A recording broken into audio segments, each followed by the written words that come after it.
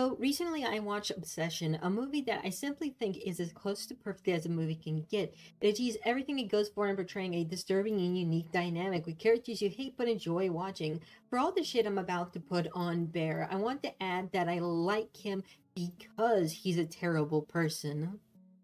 A well written terrible person with thought out motivations. You know, my favorite kind of character. The movie has also been a real test in media literacy for some people, and I want to be clear, I think everyone is allowed to have their unique takes and interpretations on film. However, those takes should also make sense. If you show me footage of a bird flying and then tell me it represents freedom, that's fine. But if you look at footage of a bird and say that's a mongoose, I'm not gonna ask how it got up there. I'm gonna be asking how you got so high. I could talk about the Alex Myers video, but I think everyone has already pointed out how sexist and enabling of awful behavior his language is. Instead, I'd rather talk about Patricia's Taxxon's take on it, who, after I was done writing this script, uploaded a video about her thoughts that were basically just the post on Blue Sky, and I'll just be focusing on those since the video just repeats those Blue Sky posts essentially, while adding a little bit more I didn't really find worth talking about. She's a YouTuber who makes long form analysis videos, rarely uploading, but also engages in this dying art form some people call music. And I like their content. It's usually interesting stuff and makes good cookie clicker or Minecraft background noise. Which isn't a bad thing, that's a good thing. Don't worry, I'm paying attention to both, I promise. But their recent obsession takes has me wondering, is there two cuts of the movie? Are we somehow seeing a cut where different things in the movie happens? Like, really? The post goes as follows. I have been ingesting obsession discourse into my veins all day. You already know something bad's gonna happen if they're using the word discourse, but I, I don't know. I might just build morals differently. I think Bear is entitled to having some rapey thoughts while he's alone in his car and believes nothing will come of it. I don't think that makes him liable for hell on earth. The complete unwillingness to see the ways the film presents Bear as a victim in addition to a villain is beginning to frustrate me. It really is Dear Evan Hansen again. His actions are sufficiently bad, so he's supposed to be the bad guy, no matter how much the film smudges his agency away. As long as there are a few token scenes that make his villainy obvious, you can ignore that the movie magically spawned a coercive abuser of him.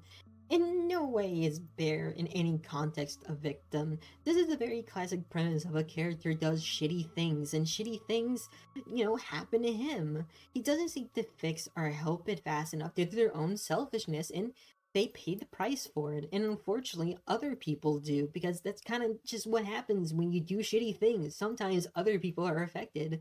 For those that aren't aware, first go watch the movie, but for those who don't care, Nikki is not in control of herself, and the movie makes it clear that Bear is aware of this very early on, whether that be because of magic or not, doesn't matter. He's taking advantage of someone that can't possibly consent. Bear is a rapist. Bear essentially, despite the multiple signs that not only can Nikki not consent, but that something is going to go wrong and get worse, he refuses to accept that and pushes a reality he did not earn but felt entitled to. He feels entitled to Nikki and is possessive of her in a way, which is ironic considering that Nikki grows more possessive of Bear. It really doesn't matter if Bear loses agency because he neglected the agency of Nikki in the movie. The movie is serving what he deserves, essentially giving it back to him. But Patricia insists that this is a great flaw in the movie and just not see how the movie is working. And this isn't defending him because he isn't real. Which is stupid to point out because you are kind of defending him.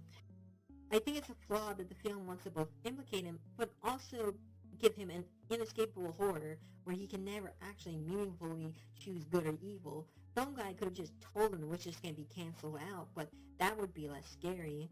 He could have done something early on, like Nikki was exhibiting emotionally vulnerable and unstable behavior, and it becomes very clear early on that Nikki is not in control. Bear doesn't care though. Why should the movie give a chance to redemption for a character that does a irredeemable and selfish act?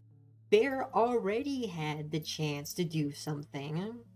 But of course, Patricia kind of addresses that, but they address it in a way that just makes the posts worse. I'm really starting to feel like I'm losing my mind. Filmically, the scene where he discovers that magic is real and then immediately rapes Nikki is the moment all the red flags are confirmed, but like, we also saw what happens when he stops giving Nikki attention, right? The movie made a made-up scenario where a rapist is coerced by magic forces beyond control to continue raping someone. It muddles his villainy. Did you all get a cut without the crazy BD girl horror parts? No, he should have turned her down and speed ran to the part where she starts killing people because a cruel god brought into a world where a man doesn't love her back. But it doesn't muddle his villainy. It punishes it. And the ideal that he would be speedrunning his death early on is silly. He doesn't have to engage with Nikki sexually past the diner. He does anyways. Because Bear's a piece of shit, and thus the movie punishes him for it. The only reason why Nikki ends up killing 2 people later on in the movie is because Bear neglected to fix the problem early on.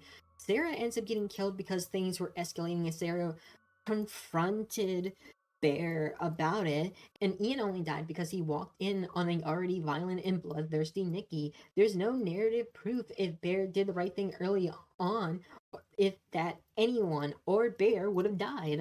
The movie makes it clear that things have only gotten as bad as they get due to his selfishness and eager to put all the problems and horrors he's seeing and doing under the rug to seize what he thinks he's entitled to.